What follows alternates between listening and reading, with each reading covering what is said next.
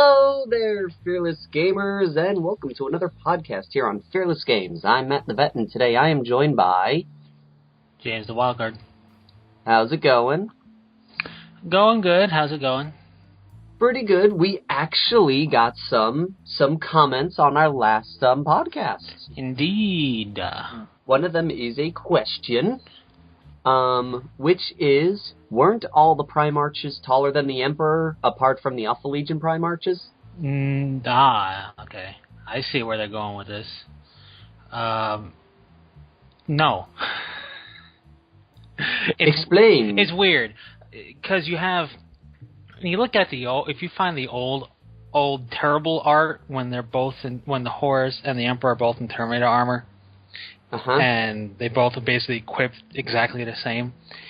Yeah, that's art, and they're about the same size. And then you start looking at the card art, and you start reading the novels and whatnot. And what becomes very clear and very evident is that in 40K, awesomeness increases your size. So, like, the Emperor, there was one short story in which the Emperor disguises himself as a regular man, to talk to one other guy.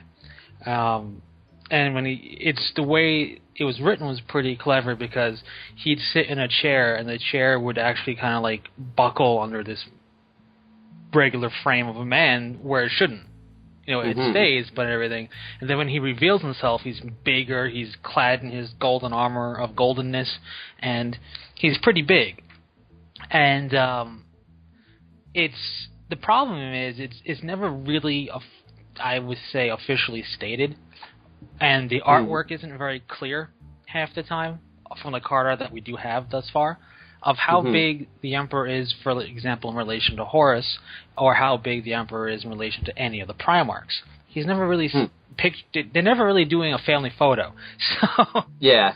So it's well, there's that one picture with the Emperor and Horus, and Horus is in the background, and the Emperor's in the foreground. So force perspective changes how they look. Exactly. But the Emperor, there is the picture of, if you look up, if anybody wanted to do an image search, they could look up the Emperor's hands.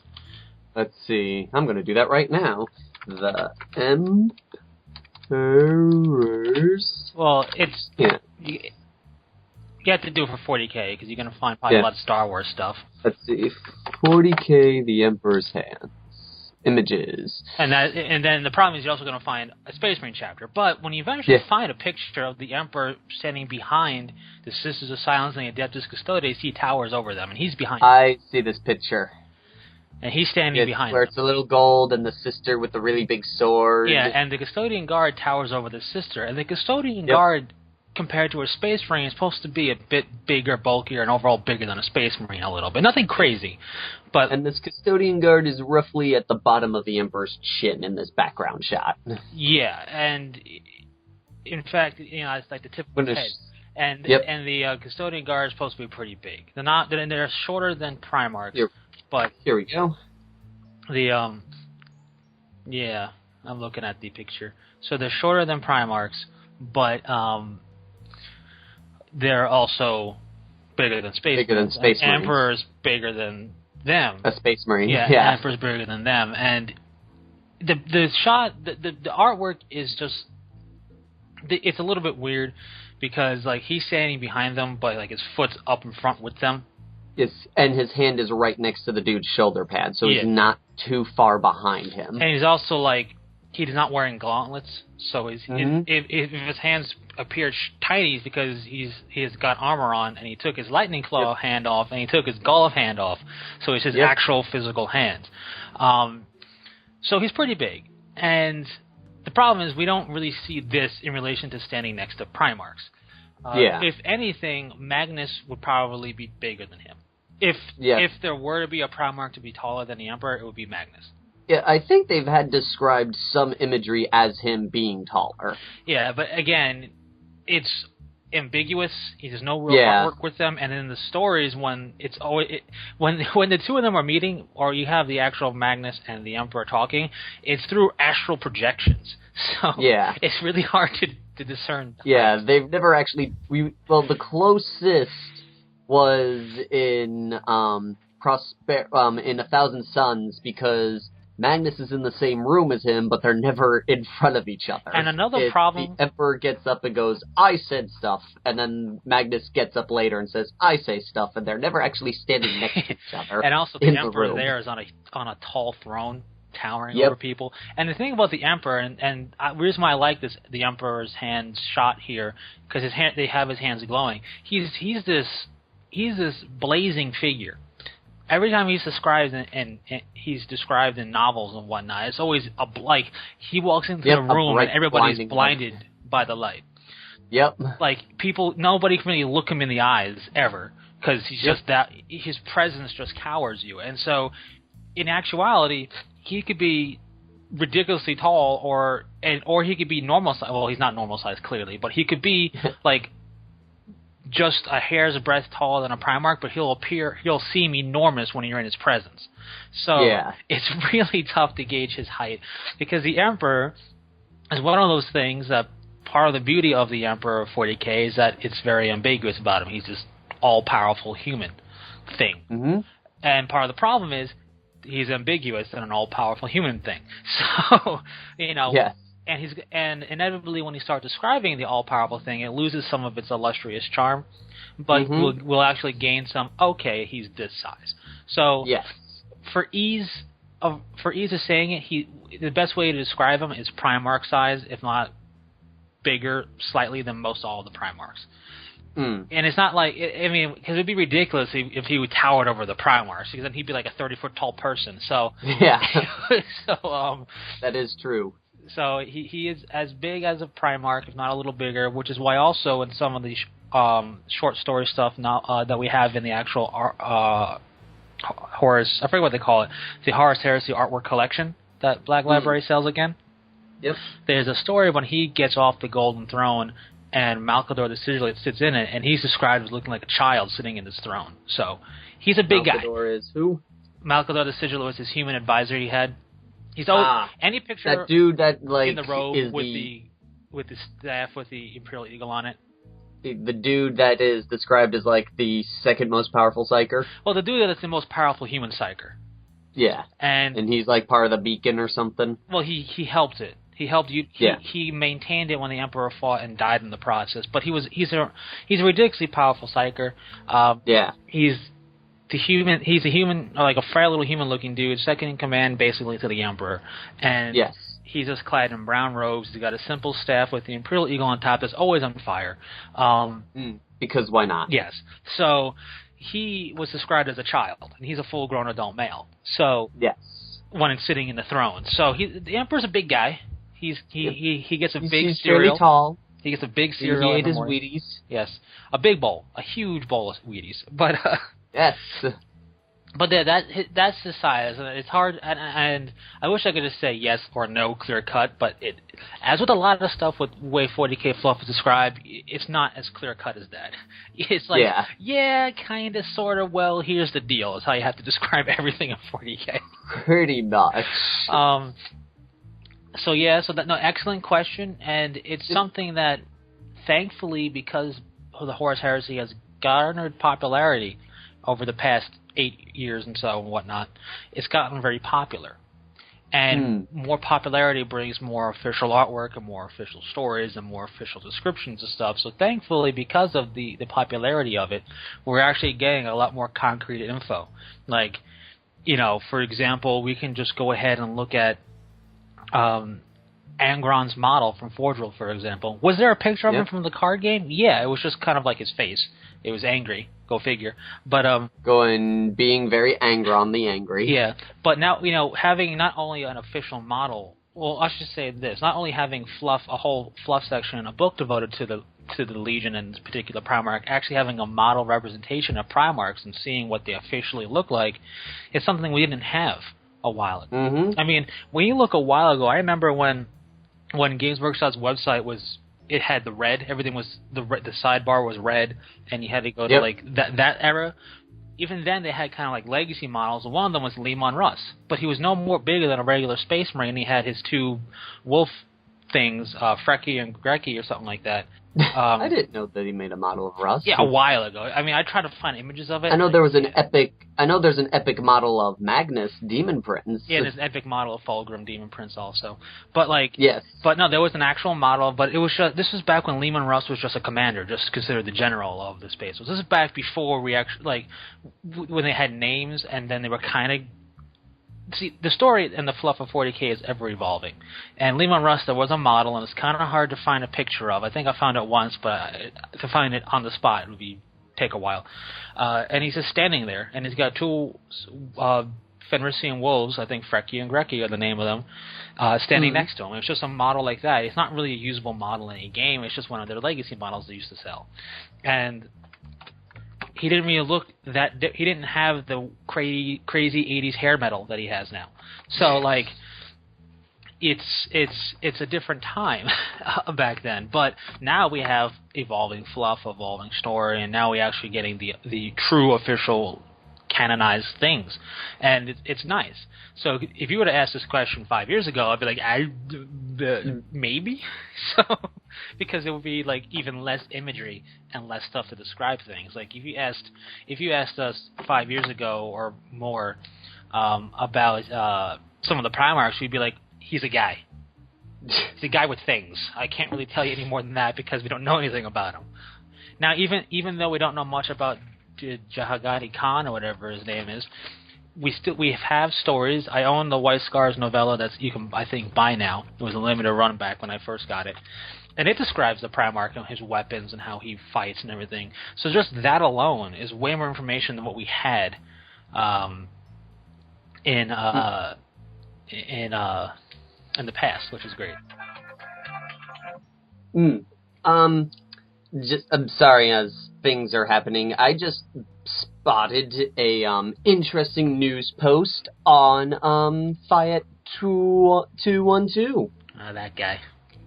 Yes. Now this isn't official. This is still rumor, but it looks like GW might have allocated all licenses for Specalist Games to Fantasy Flight Games. Yeah, that rumor. I wouldn't. If that's true, I wouldn't expect models to come. I would expect it to be something different. I would expect it to be a board game or something. I don't know. They might I could see them using Armada to create a new BFG series. I don't know. I wouldn't expect it to be like what we've had in Specalist Games because Fantasy Flight is more of a rules and it produces rules.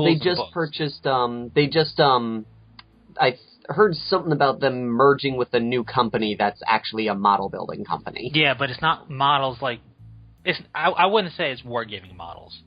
You know what I mean? We might get for example, the StarCraft board game has StarCraft models.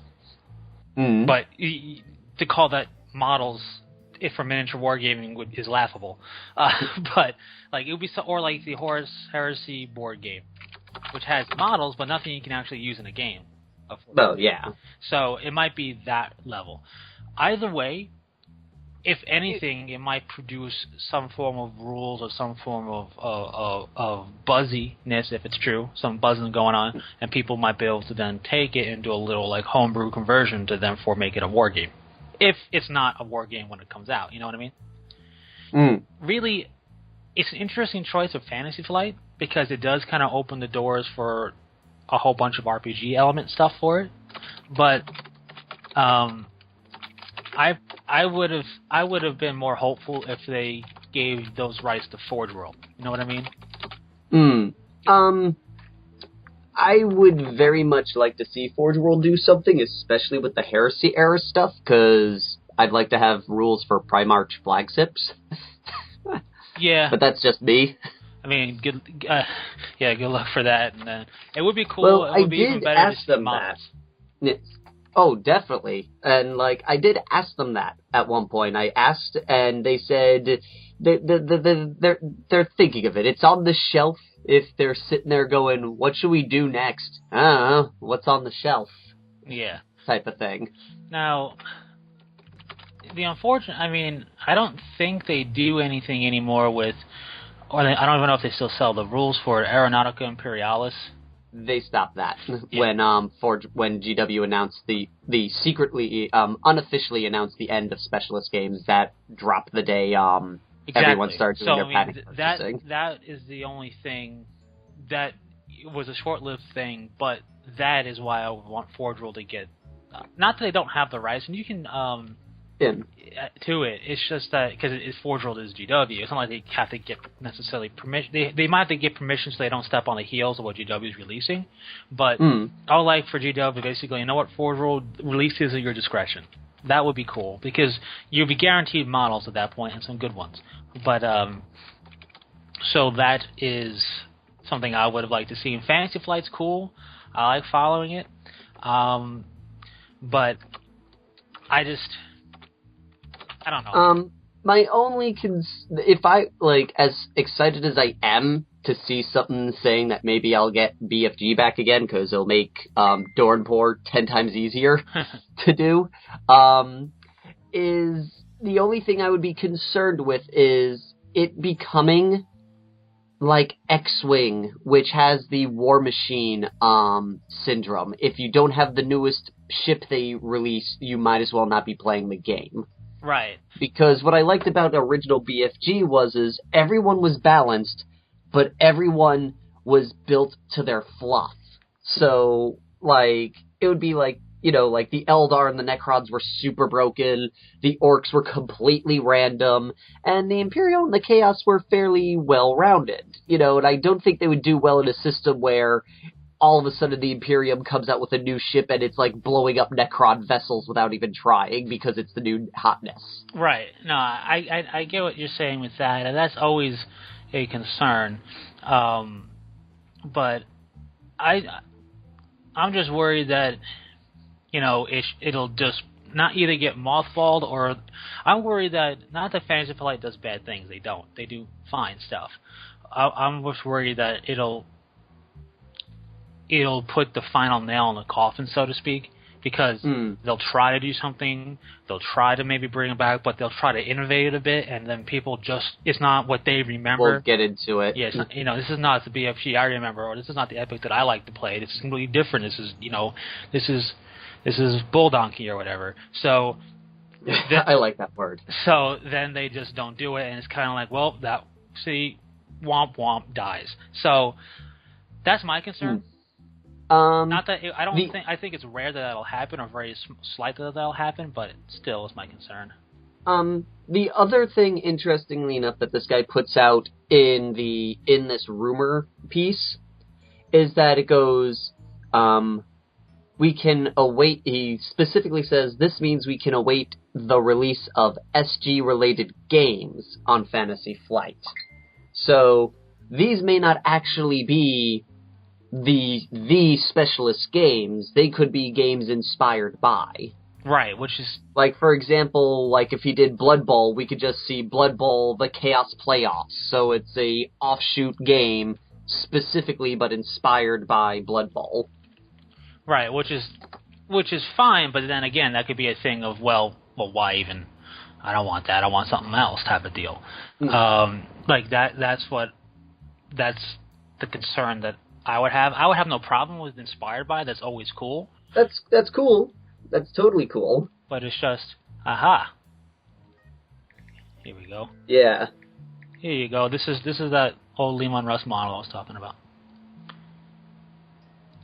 But you can see very different from the Lehman Russ that we know of now. Let's see this one. Yep, he just looks like a dude. He's just a dude. I'm just a dude dressed like a dude. With some wolves, that's about it. And a big flagpole on my back. But and you can't name wolves anything. Yeah, but so that would be my concern with Fantasy Flight. Now, I do remember, in fact, my phone actually did go off to remember, music and wargaming. Yes. Last week. I bring that up because one thing I have noted over my years, either doing nerdy stuff in basements with role-playing games or wargaming, occasionally music's involved. Background, soundtrack, soundtracks type material. Like, something that kind of sets the mood, if you will. If you're in a particularly epic moment in, like, a fantasy game, it's something that you would expect to hear playing at, like in the movie Troy or something like that, for example. Just to kind of get you into the spirit. It kind of helps set the tone. One thing I know is that for BattleTech, there's a website. It's called No Guts, No Galaxy, and that's like the slogan of BattleTech: No Guts, No Galaxy. They sell kind of like these things, these like MP3s, you want to call it that, or what, iTunes related stuff, music. It's a digital soundtrack for BattleTech, and they offer a bunch of them, and they're cheap. 99 cents. I think to get the entire thing is $10 or something like that. And then there's another one that's something else. So, they had like a demo track, and I listened to it. It's not bad, and that got me thinking. I wonder how many people do this. Now, here's the deal: if you go to a store, it's not going to happen because, well, multiple people doing multiple things at once. At a gaming store, but gaming at home, there are plenty of clubs who, like, their thing is they meet maybe at some dude's house, or maybe they have a little club room. Or you and a buddy are hanging out wargaming.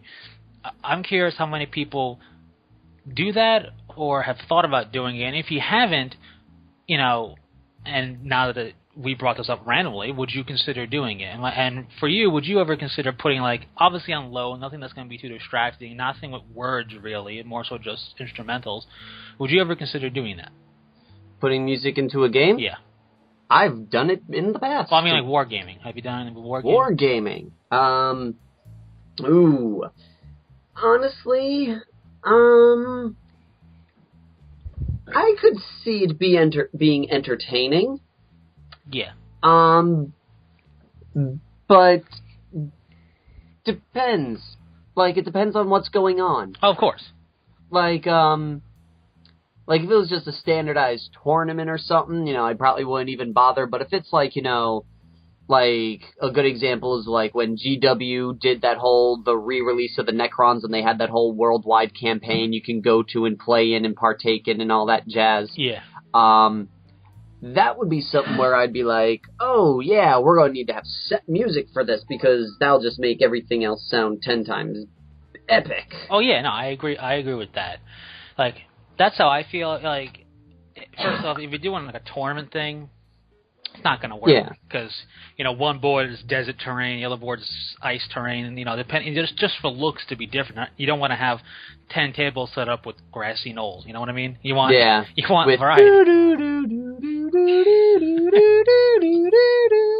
And not every music, or not every type of instrumental piece can work with every type of terrain. And it doesn't, or different armies.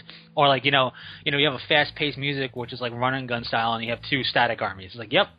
Not really fitting with what we're doing here, but like especially at home. And the reason I say at home is because you don't hear about these guys because you don't see them. But there's plenty of people who wargame or other type of gaming stuff in their basement with their friends or in a garage with their buddies. Like they have house terrain, and they do it. And this is where you see more of the I call them niche games these days.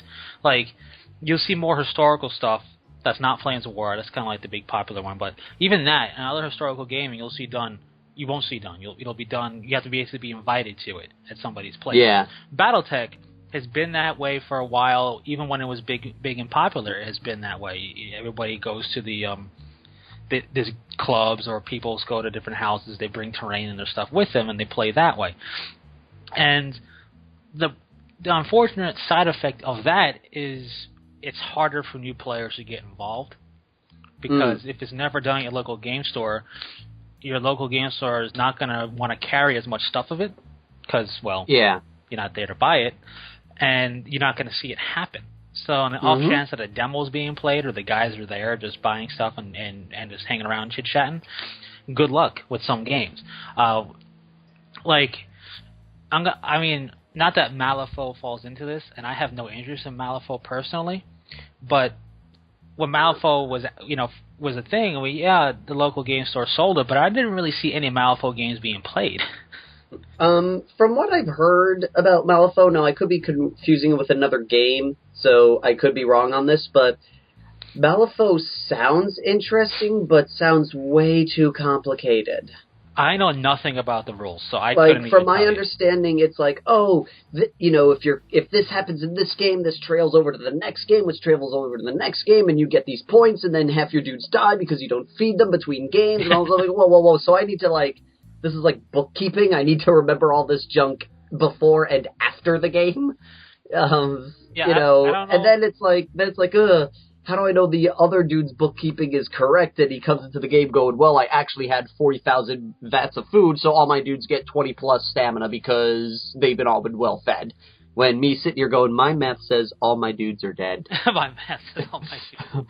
Yeah, I don't know if that's Malifaux or not, because honestly, I have known nothing about the game. Yeah, I saw the models, and some of them were like, okay, that's a cool idea, but then most of them, like, this is not my style.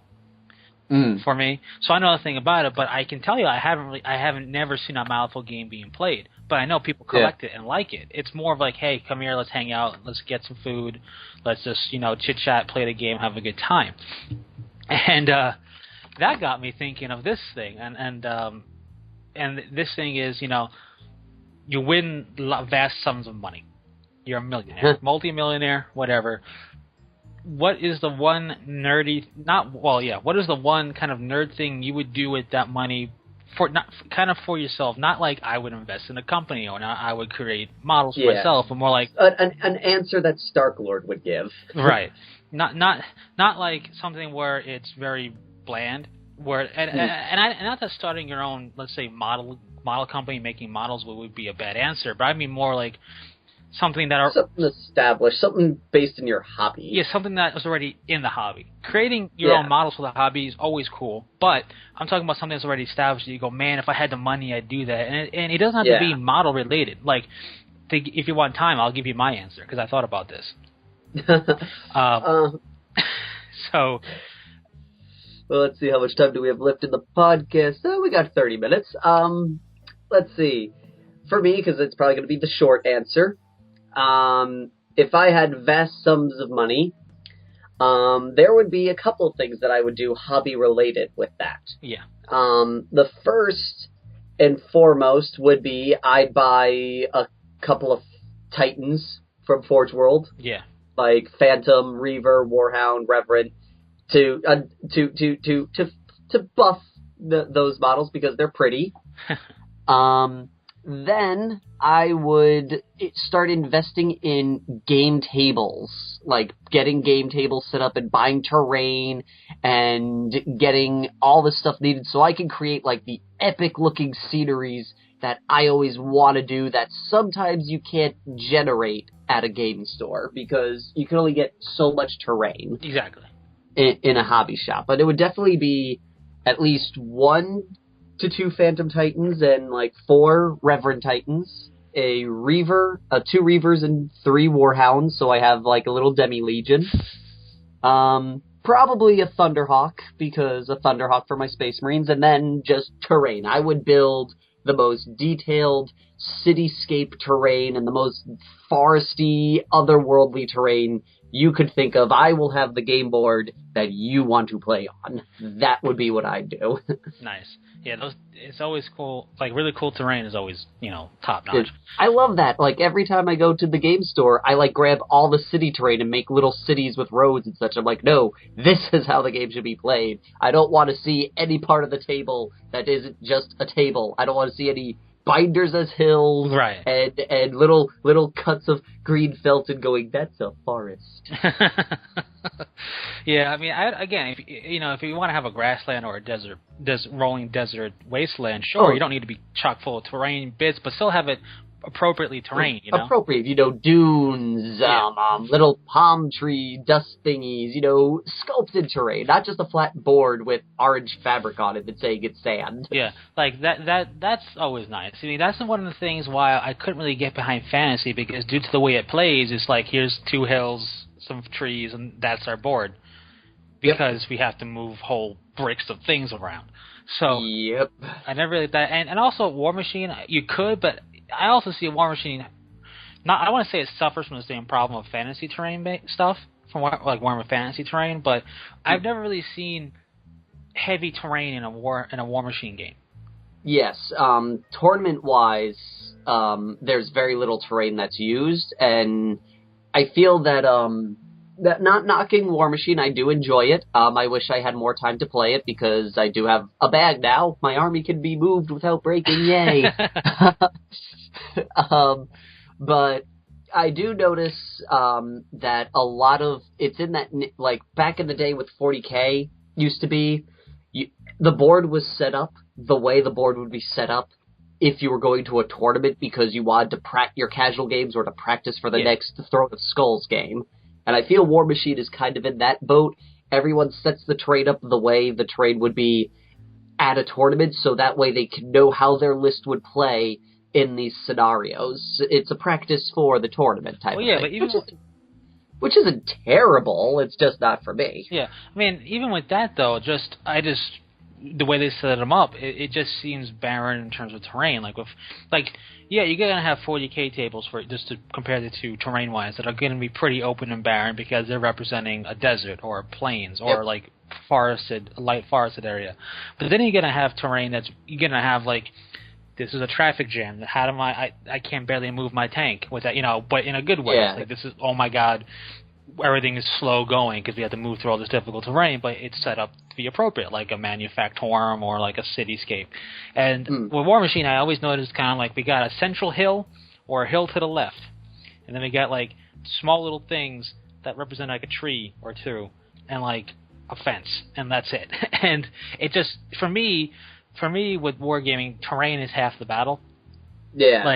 It makes things a lot more fun. Yeah, that's for me. I find terrain really important because I believe in playing with fully painted armies. And I have a fully painted army. If I have that and I throw it down and I'm facing another really cool fully painted army, and then we're playing on a field of textbooks, one tree, and a knocked over paper towel roll to represent something. It's this is lame. So, and I'm not saying that's what War Machine terrain is, but I'm saying even if you have terrain, it's okay, I got one hill here and one hill for you, and that's it. It's that's kind of lame. But to get back to, to give you my answer, which isn't that long, if I had money, because obviously I have a house we're talking about. Yes. Well, obviously. Yeah. I've been doing a whole bunch, with my whole love of automobiles and stuff, I have all that going on. But one thing I would definitely want to do, gaming-wise, is have a really big room, kind of like a den, if not a little bit bigger, room devoted to the hobby. But I want it to be big for a purpose, because I would theme up that room you never played MechWarrior 2 or anything like that, but a BattleTech command area, a BattleTech docking bay for a mech, because they're out there to buy every so often. I don't know if they make them new or not, but the Tesla pods are BattleTech. You can buy, if you could throw down $20,000, you can get 6 Tesla pods and all the equipment you need to run them. So What's the Tesla pod? The thing you sit inside. Okay. Oh, those War Machine things, right? Right. Well, no, they're not War Machine things. There's the BattleTech and all that stuff. Yeah, they call them Tesla pods. That's what they used to be called. And you sit inside of them, and it's a full simulation cockpit of a mech. And if you have $20,000, you can buy 6 of them and all the computer software you need to run them linked together in a 3v3 or something like that. So I would have that set up, everything there, the room themed like that. But what I would have kind of to the side would be very similar to you, a big wargaming table thing, or the ability to have multiple wargaming tables set up on it. But I would do it like a tactical display. This is like a command desk, and this is the terrain is a bunch of commanders watching the battle happen. Yeah. I would set up that way and have loads of storage space to store terrain for the appropriate scale for BattleTech and stuff bigger, like 40K and War Machine scale, but also have equal stuff to be really immersive with BattleTech terrain, because that's obviously a much smaller scale, because, the mechs, it's a mech, but it's the size of a Space Marine, but it's a mech, so the buildings have to be much smaller to represent that. That's what I would do if I had that. I wouldn't really buy a model. Yeah, if I did anything, it would be more hey, you random, really good commission painter number B. Here's money, buy this model, pay up for me. That's what I would do for the big stuff if I were to get a crazy model. But it would be more so for me is having that room set up just to be that ultimate nerd room that we all want as kids, You know, it's like, oh, I'll have this room so it'd be a command center. Only just for kids, we want those now. Right, but especially when you're a kid is when those things first enter your mind. Like, you're like... That is true. That is true. And the only reason I didn't say Star Wars, because I don't consider Star Wars a wargaming thing really for me. I would clearly have, like, a viewing room for, like, just for movies and stuff that would be Star Wars themed, because... theatrical theater setup would be awesome. There's a house... I forget which country it is. It was, honestly, for me, a random country that I didn't expect to have something this crazy go on in it, because it's just random. It was a European country, I think. I could be wrong. It was a house for sale. The entire house is Predator-themed. Predator masks on the wall, crazy, like, theater set up to watch stuff. It looked like you were on a Predator spaceship in certain rooms. That's cool. And that's what got me the idea of, if I had the money, I'd totally do that for BattleTech. But and have like a wargaming setup in that room for BattleTech and other war games. But and of course, obviously, we would have the necessary display cases to show off our minis when they're not being used. Oh, of course. Though you go, yes, that's a circa 1955 model. I got it back in my trip to Africa and painted it up just fine. Well, it's funny you mentioned circa whatever model, because with BattleTech, there's a couple of mechs. One of them is called the Battle Master. Okay. Master's Battle. That's his job. And it was a very popular mech back in the day.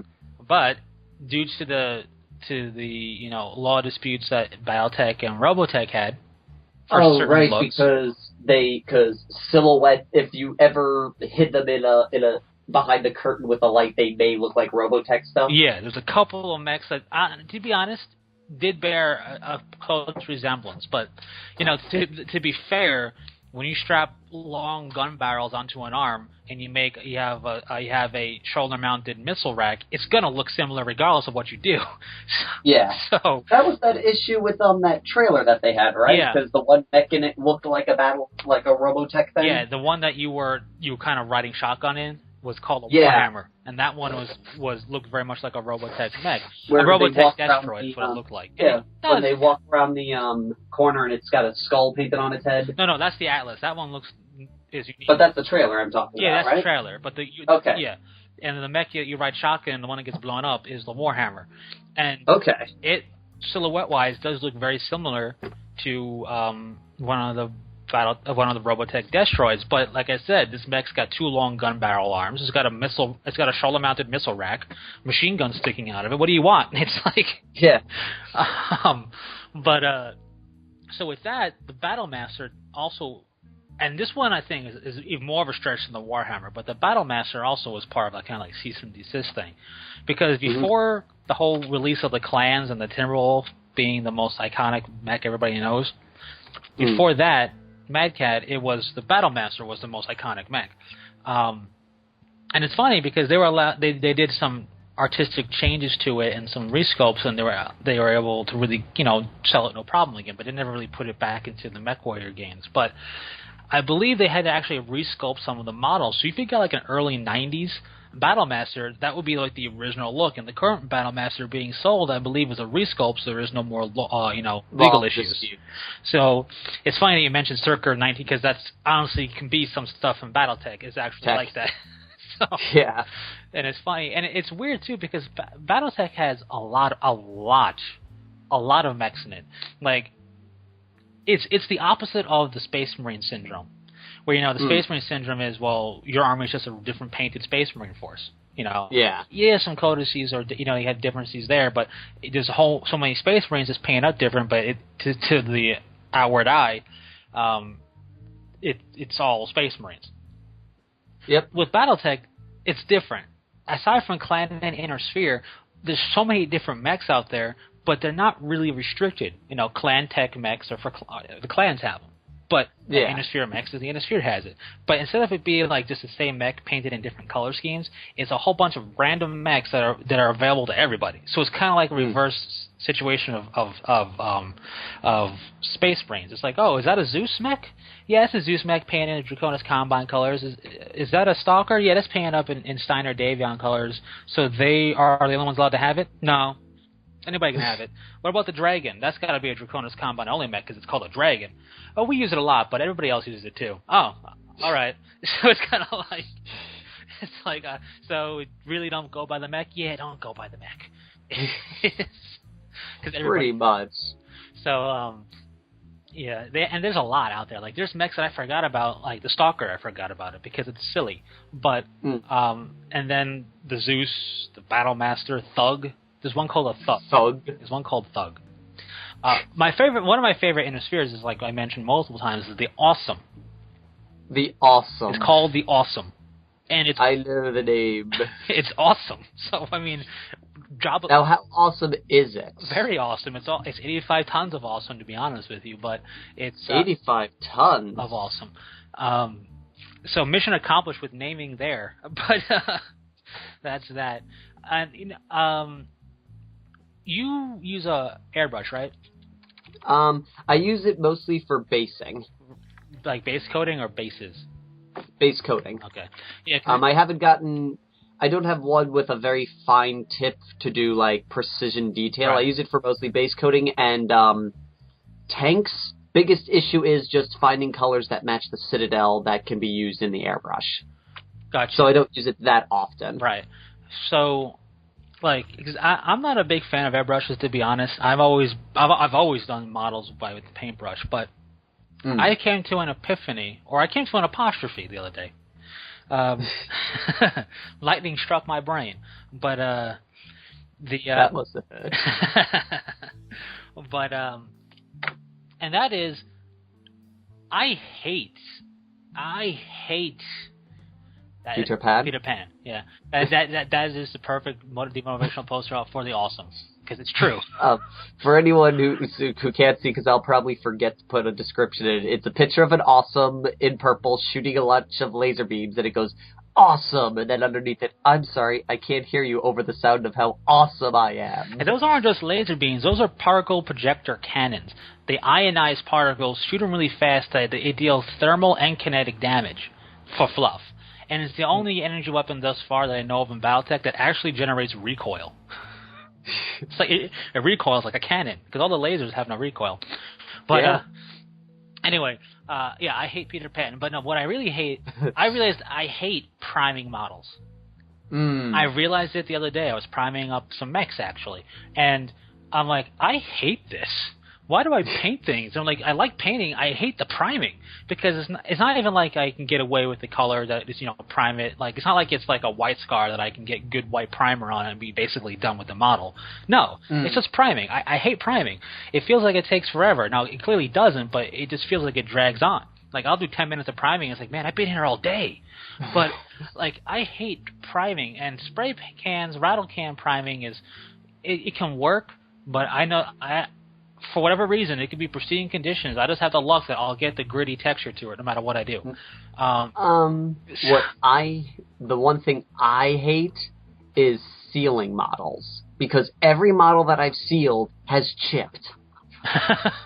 Like, and I sit there I'm sitting there going, everyone told me you're not supposed to chip, so stop chipping! Because everyone's like, you gotta do it, man, because if you don't, it's gonna chip, it's gonna wear off, and then it's like, okay, cool, and then I start priming them, and it's like, what? Yeah, you're not supposed to! Yeah, they're not supposed to chip when you seal. I follow the rules! I follow the rules. You sealed, you can't chip them! Yeah, but no, every time. Every damn time. But yeah, I can't stand priming. It's not even with a brush. It's just that, and I'm gonna try again with like prepping models because I always try to prep my models up aside from just cleaning, wash them and stuff, just to make sure you get that non-existent layer of release agent off. But no matter what I do, with zero residue material like rubbing alcohol, which is really good at removing paint, because that's kind of the active ingredient for most paint removers is rubbing isopropyl alcohol. But so you just buy 90% of that and you got awesome paint remover. But that leaves no residue, at least for everybody else on the planet Earth except me. No matter what I do, I even said, you know what I'm going to do? I'm not going to thin it down a little bit. I'm going to go straight from the pot with a really good base color paint from Citadel or any other company that makes really good base color. I'm going to break all the rules. I'm going to go straight from the pot. I'm going to clump it on there just to see what happens. It'll still streak and run off. Like, my models refuse to take primer paint. And it takes forever for me to prime. And I was thinking, as much as I'm not really a fan of airbrushes, I'm tempted to get one for the sheer fact, or get something similar to it, because I don't want a rattle can, and I want to be able to control it, just to prime. Because once the things are primed, I'm good to go. I like painting. It's the priming. I hate it. I have discovered airbrushing is very good base coating. I base coated a Reverend Titan, and I was done in like 15 minutes, not even. Yeah. And I was just going, oh, done, this is wonderful. Yeah, to put it into perspective, I have these are two battle mechs, Summoner and a Hellbringer, because I use the clan names. And they're roughly a little bit bigger than they're like a little bit bigger than a Terminator, each. And they're still not fully primed. And I've been at it for like a half hour at least, and it's because I got to go over it multiple passes, and the only thing I found that truly works to make it kind of stick and get nice coverage on a part is when I have to scrape mold lines, so I scrape it kind of flat and even, so it's kind of like scrape the top layer of the plastic off, and then the paint sticks no problem. But when I wash it, I'll wash it with soap and water, simple green, isopropyl alcohol, anything that won't actually melt the plastic, and I clean it, make sure there's no residue on it, and it's fully dry, and the paint streaks onto the multiple coats of it. And they're still not primed, and it makes me not want to do them because how much I hate the priming process. And I've seen plenty of how-to videos and people airbrushing for like most of the model, and even there's people airbrushing just with the base coat. I'm like, wow, that looks really good, and I never do it. I don't have it. I never set up for it. And how quiet is your compressor? Oh, very quiet. There are times where I forget that it's on. Okay, because I was thinking, if I can find a small compressor and I don't need any crazy like AstroTurf 9 billion like airbrush. No, like I've said before, it's not the greatest airbrush in the world, but for priming, it's phenomenal. I mean, I would not consider replacing mine. Right, like I don't need like a crazy airbrush. I was honestly debating, maybe I'll get like just a little rinky-dink airbrush and a little rinky-dink underpowered compressor and just use it for priming things up, because you keep it controlled, you put it in a shoebox if you're really worried about it. It's controlled, you spray it, and that's it. I think I'm getting to the point where I'm going to have to eventually invest in that. My biggest worry is not being that I live in apartments now. Want to get my own house, but anyway, I'm worried about noise. You know what I mean? You just put it on some carpet. Well, yeah. And then it'll be fine, because the carpet will absorb the vibration, and it makes like a... Right. Like, that's the loudest it gets. Okay, I know the vibration tricks, but it's more like the actual noise, because, I'm around industrial and, like, big compressors, so I know how noisy they can get, and my concern was having a small one, even if it was just kind of like an annoying noise. So if it's not that bad, then I'll have to kind of look into it. No, like, it's quiet. You'll forget that it's on. It's the bate of my existence is priming these models. Although on the flip side, I got so fed up that I just took this one paintbrush that was my kind of like, it's a not destroyed, but it's a worn out paintbrush I used to do dry brushing and stuff with. I tried to use it to coat paint because I figured, because sometimes when you have a nice tipped paintbrush, the paint kind of follows the contours of the brush and leaves paint streaks that way.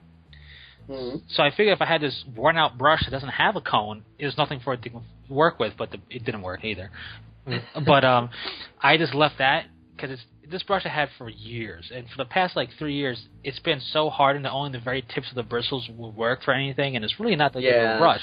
I let that thing soak overnight in isopropyl alcohol, and I just twirled it, and now I can actually bend the bristles fully again. I'm like, it's brought back to life, still worn out and useless for anything except dry brushing, but it's back to life. So that's good. One thing that like similar situation that you in, like how paint like kind of like just like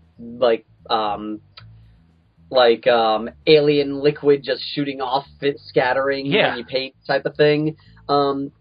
I have that happen to me, and what makes it frustrating is it'll be in a box of models where every mini but one does it. Or no, I'm sorry, it's the reverse. All the others are like, oh, paint. Then I get to the last one, and that's the one that does it. I'm like, nope, stop it.